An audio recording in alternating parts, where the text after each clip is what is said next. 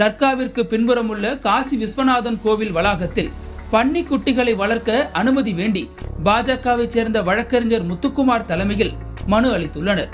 வடநாட்டில் உள்ளது போன்று முஸ்லிம்களுக்கும் இந்துக்களுக்கும் இடையே பதட்டத்தை ஏற்படுத்தும் விதமாக செயல்படுகிறார்கள்.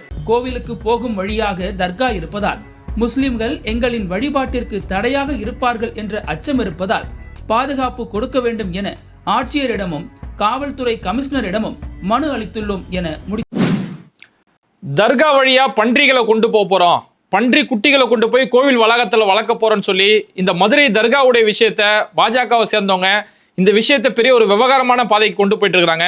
இப்போ உண்மையிலே அங்கே என்னதான் கல நிலவரம், பாஜகவை சேர்ந்தவங்க RSS சேர்ந்தவங்க இதுக்கு எப்பேற்பட்ட சூழ்ச்சிகள் பின்னிக்கிட்டு இருக்காங்கன்னு சொல்லி இது சம்பந்தமான முழுமையான விவரங்கள் பார்க்கறதுக்கு இன்னைக்கு நம்ம கூட இருக்கக்கூடிய சிறப்பு விருந்தினர் வழக்கறிஞர் அப்துல் காதர் நம்மளோட இருக்காங்க. ஜி எப்படி இருக்கீங்க?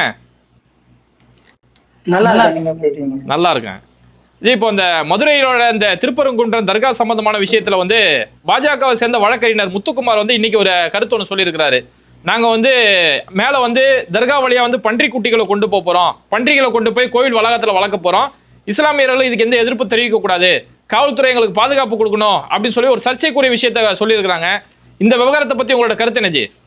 அதாவது நம்ம நாட்டில் வந்து எங்கெல்லாம் மசூதி இருக்கோ அந்த மசூதிக்கு கீழே போய் இது கீழே கோயில் இருந்துச்சு, அந்த கோயிலில் வந்து நாங்கள் வழிபட்டாகணும் அப்படின்னு சொல்லி பல்வேறு சர்ச்சைகள் போனது நம்ம எல்லாருக்குமே தெரியும் இல்லையா? ஸோ ஒவ்வொரு வட இந்தியாவில் இருக்கக்கூடிய பள்ளிவாசல்கிட்டெல்லாம் மசூதிக்கிட்டெல்லாம் போய் இதுக்கு கீழே அகழ்வாராய்ச்சி பண்ணுங்க அப்படின்னு ஒரு வழக்கு போடுறது, இது சம்மந்தமாக ஏற்கனவே நம்ம கூட ஒரு வீடியோ தெளிவாக பண்ணியிருந்தோம். ஸோ இதற்கு சமீபத்தில் வந்து உச்சநீதிமன்றத்தில் ஒரு இடைக்கால தடை ஒன்று போட்டாங்க. என்ன போட்டாங்கன்னா, எந்த பள்ளிவாசல் எந்த மசூதிக்கு கீழேயும் போய் கோயில் இருக்கான்னு எந்த விதமான ஆராய்ச்சி பண்ணுறதற்கான வழக்குகளை எடுத்துக்கொள்ள வேண்டாம், நாங்கள் முடிவு செய்கிற வரையும்னு உச்சநீதிமன்றம் ஒரு விஷயத்த சொல்லிச்சு. ஸோ இந்த விஷயம் சொன்னதுக்கு உடனேவே எப்படி பாஜகவுக்கு அரசியல் பண்ணுறதுக்கு இந்த மத வேற்றுமை, 2 மதத்துக்குள்ளே சண்டையை உருவாக்கணும், அதை வைத்து மட்டும்தான் அந்த கட்சி வந்து அரசியலில் நிற்க முடியும், தேர்தலில் வேலை பார்க்க முடியும். ஏன்னா அவர்கள் மக்களுக்கு நலன் செஞ்சு வந்து இங்கே தேர்தலில் வாக்கு பெறுறது இல்லை. ஸோ எப்படியாவது இந்து முஸ்லீமுக்கு மத்தியில் ஒரு கலவரத்தை உண்டு பண்ணணும் அப்படிங்கிறது அவங்களுடைய ஸ்ட்ராட்டஜி. இப்போ உச்சநீதிமன்றம் இப்படி சொன்னதுக்கப்புறம் மசூதிகளை போய் கை வைக்கிறது கொஞ்சம் பிரச்சனையாக போயிடுச்சு. அப்போ என்ன பண்ணலாம், அதுலேயும் குறிப்பாக அடுத்த ஆண்டு வந்து நமக்கு இங்கே சட்டமன்ற தேர்தல் வர வருது. ஸோ இத்தனை பழமை வாய்ந்த சிக்கந்தர் தர்கா பல ஆண்டுகளாக அங்கே இருக்குது. அந்த இடத்துல அவங்க வந்து எப்பவும் போல் பிரியாணி செய்கிறது, ஒரு இஸ்லாமிய வழிபாட்டில் என்னென்ன அவங்க பண்ணிப்பாங்களோ அதெல்லாம் பண்ணிக்கிட்டு போகிறாங்க. அவங்க வந்து அவங்க நம்பிக்கைக்கு உட்பட்டு பிரியாணி செஞ்சு போடுறதோ இல்லைன்னா அதை விழாவாக கொண்டாடுறதோ அதெல்லாம் பண்ணுறாங்க. ஆனால் சம்பந்தமே இல்லாமல் இங்கே இருக்கிற பாஜகவை சேர்ந்த சிலர் போயிட்டு இப்போ நாங்கள் இங்கே பன்றி குட்டியை ஓட்டிட்டு போவோம் லாஸ்ட்டாக நேற்று வந்து ஆரம்பிச்சிருக்கிறார். இதனுடைய அடிப்படை அங்கே அவங்க பிரியாணி செஞ்சு சாப்பிட்றாங்க இல்லையா, அந்த பிரியாணி செஞ்சு சாப்பிட்றது இப்போ சமீப காலமாக தான் செய்கிறாங்களா, காலங்காலமாக நடக்குதா? இல்லை, அது ஏற்கனவே பல ஆண்டுகளாக அங்கே பிராணிகளை அறுத்தும் கூட வேலை பார்த்துருக்குறாங்க. அவங்க வந்து பிராணிகளை அறுத்து அந்த இடத்துல உணவு சமைக்கிறதுங்கிறது ரொம்ப சாதாரணமாக நடந்துக்கிட்டு இருக்கக்கூடிய விஷயம். ஆனால் காவல்துறை இதுக்குன்னு எந்த விதமான உத்தரவும் பிறப்பிக்கலை, நீதிமன்றம் எதுவும் சொல்லலை, எந்த விதமான ஒரு கடப்பாடுகளும் அங்கே போடலை. ஒரு நாள் ஆடு இந்த கோழியெல்லாம் எடுத்துக்கிட்டு போகும்போது திடீர்னு வந்து காவல்துறை வந்து தடுக்குது. ஏன்னா யாரோ ஒருத்தர் இதை தூண்டி விட்டுருக்குறாங்க. இப்போ இது வந்து ஒரு இந்த இடத்துல கோயில் இருக்குது, இப்படி வந்து பலியிட்டால் வந்து எங்களுக்கு இது வந்து களங்கம் விளைவிக்குதுங்கிறாங்க. யாருக்கு களங்கம் விளைவிக்குது? இந்தியாவில் குறிப்பாக தமிழ்நாட்டில் இந்துக்களில் பெரும்பான்மையினர் மாமிசத்தை அசைவ உணவை சாப்பிட்றவங்க தானே.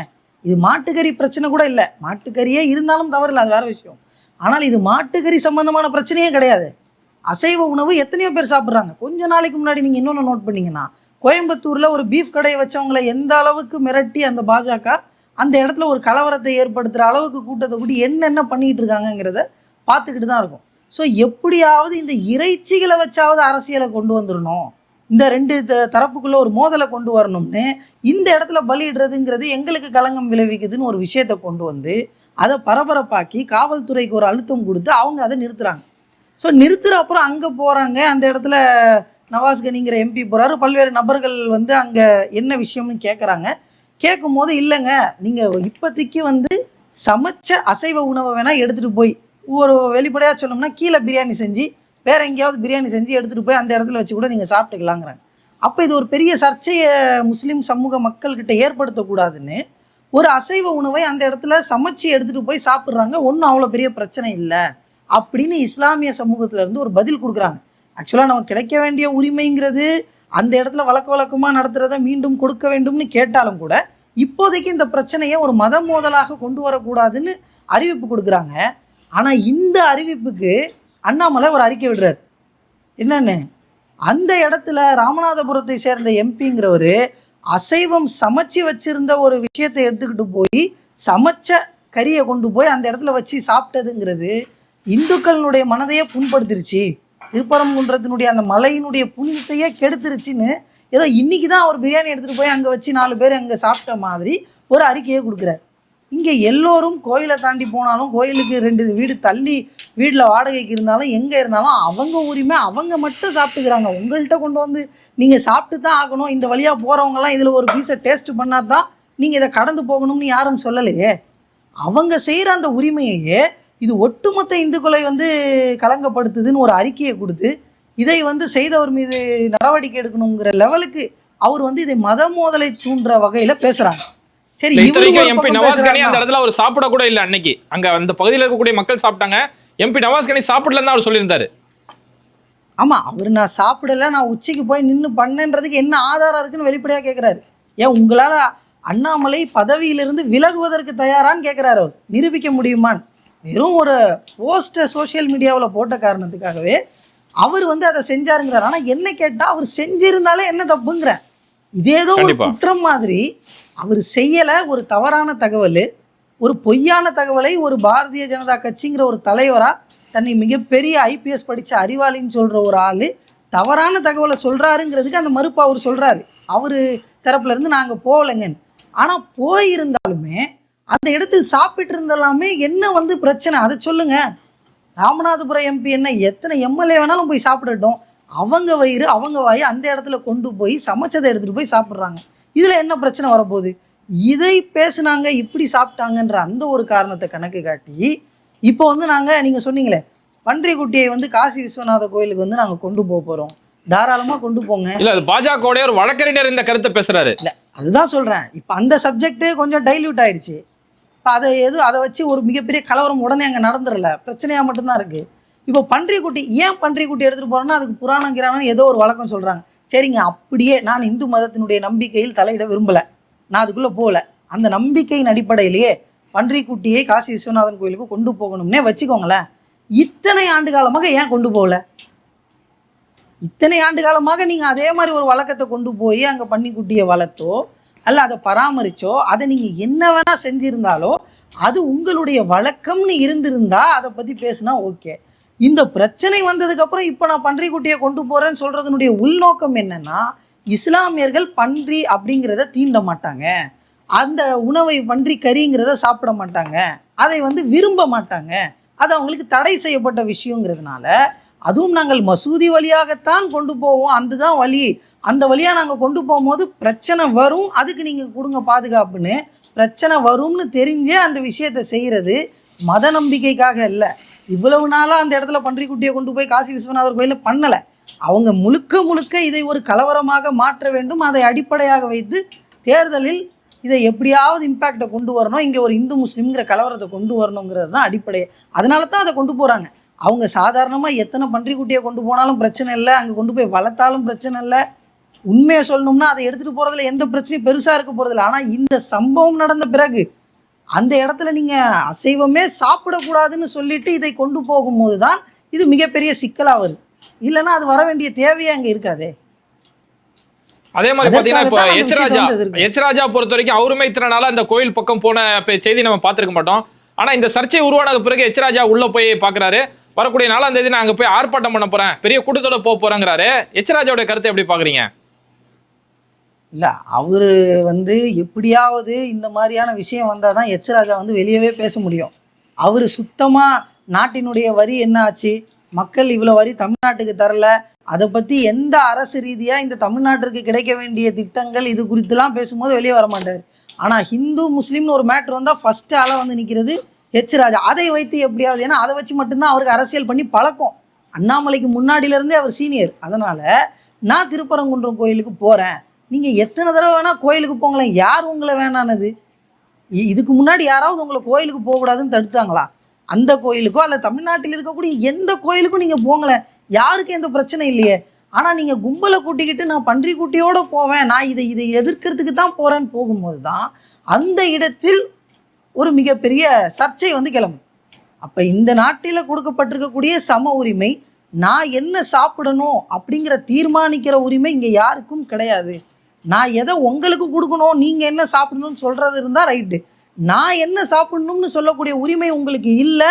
அது என்னுடைய அரசியலமைப்பு சட்ட உரிமைங்கிறதுக்கு தான் வட இந்தியாவில் பீஃப் கறியை வந்து வச்சுருந்தாலும் கொலை செய்த போதும், அக்லாக்ன்ற ஒருத்தவரை கொலை செய்த போதும், அங்கே இருக்கக்கூடிய தலித் இளைஞர்களை கட்டி வச்சு அடிக்கும் போதும் நம்ம எதிர்த்து பேசுகிறதுக்கான காரணம் என்ன?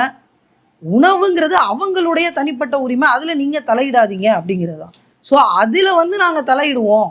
முதல்ல மாட்டுக்கறிங்கிற சப்ஜெக்ட் போய் ரோட்டில் கறி, கோயிலுக்கு பக்கத்தில் கறி கடை வச்சுருந்தாலும் தப்பு, பகோடா போட்டாலும் தப்புங்கிற நிலைக்கு வந்து, அதுக்கப்புறம் இப்போ வெட்டவே கூடாதுங்கிற நிலைக்கு வந்து, சரி சமைச்சு எடுத்துகிட்டு போய் சாப்பிட்லான்னு கொண்டு போனால் கறியே நீ சாப்பிடக்கூடாதுடா நான்வெஜ்.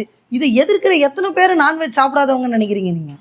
சரி அந்த இடத்துல சாப்பிடக்கூடாதுன்னா அது ஒரு மலை, அந்த மலையில் ஆண்டாண்டு காலமாக அங்கே தர்கா இருக்குது, அவங்களுடைய வழிபாடை பண்ணுறாங்க, கோயில் வழிபாடு பண்ணுறாங்க. இதனால் அது புனிதம் கெடுதுங்கிறதுக்கு இவ்வளவு ஆண்டுகளா இல்லையே, இப்போ ஏன் இதை நீ கிளப்புறாங்கிறது தானே கேள்வி.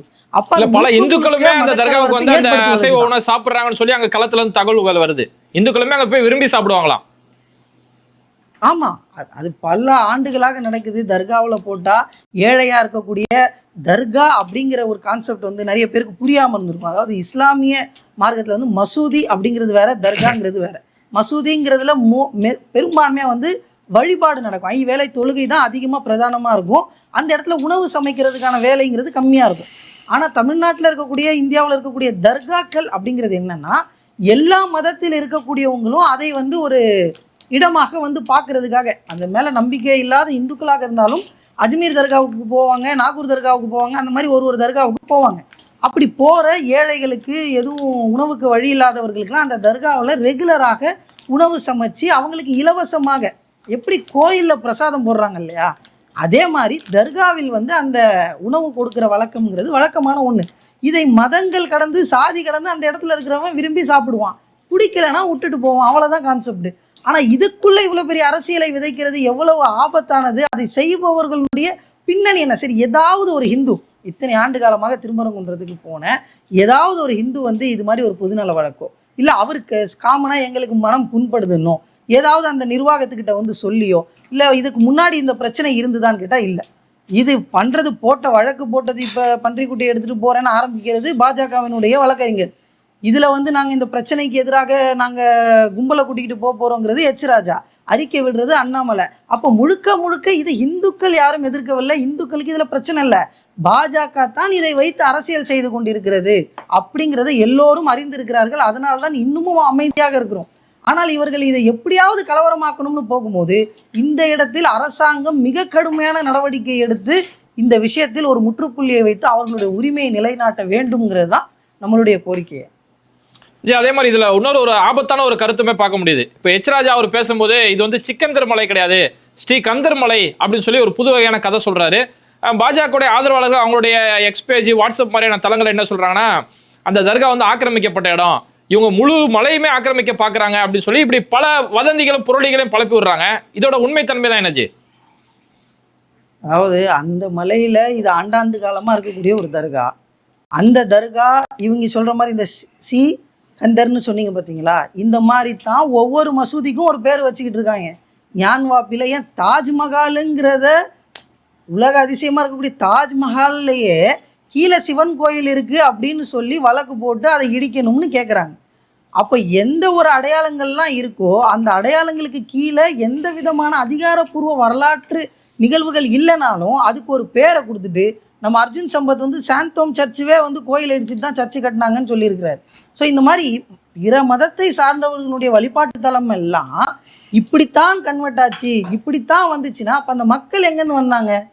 அவங்களும் இதே மக்களாக வாழ்ந்து ஒரு கொள்கையை, ஒரு சமத்துவத்தை, இல்லைன்னா ஒரு வழிபாட்டு உரிமையை, ஒரு வழிபாட்டு கொள்கையை ஏற்றுக்கொண்டு கிறிஸ்தவர்களாகவும் முஸ்லீமாகவும் மாறினாங்க. அவங்க வழிபாடு செய்வதற்காக ஒவ்வொரு நிலையங்கள் அமைக்கப்பட்டது, மசூதி வந்துச்சு.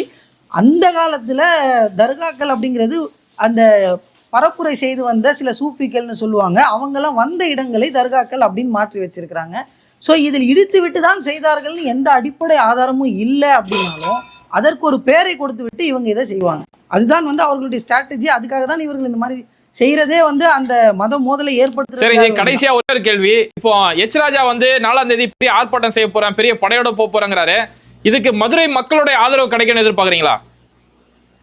மதுரை மக்கள்ல தமிழ்நாட்டு மக்களினுடைய ஒரு நபருடைய ஆதரவும் அவங்களுக்கு கிடைக்காது. அந்த கட்சியை சேர்ந்த அதே மத கலவரத்தை ஏற்படுத்தணுங்கிற இந்த ஆர்எஸ்எஸ்னுடைய உறுப்பினர்கள் 20-30 பேரை சேர்த்துக்கிட்டு நான் மேலே ஏறுறேன்னு சொல்லிட்டு ஏறி போவார். நாங்கள் தான் இந்துக்களின் அடையாளம்னு சொல்லுவார். ஆனால் அந்த திருப்பரங்குன்றத்திற்கு வருடம் போய் கோயிலில் சாமி கும்பிடுவாங்கல்ல, அப்படி சாமி கும்பிட்ற எந்த பக்தர்களும் இவர்களுக்கு ஆதரவு கொடுக்க போகிறதே இல்லை. ஏன்னா இவர்கள் மதக்கலவரத்தை ஏற்படுத்துறதுக்கும் இந்த மதத்தை வைத்து அரசியல் செய்கிறதுக்கு மட்டும்தான் இந்த மாதிரியான விஷயங்களை கையில் எடுத்திருக்கிறாங்கன்றது மதுரை மக்களுக்கு மிக நல்லாக தெரியும்.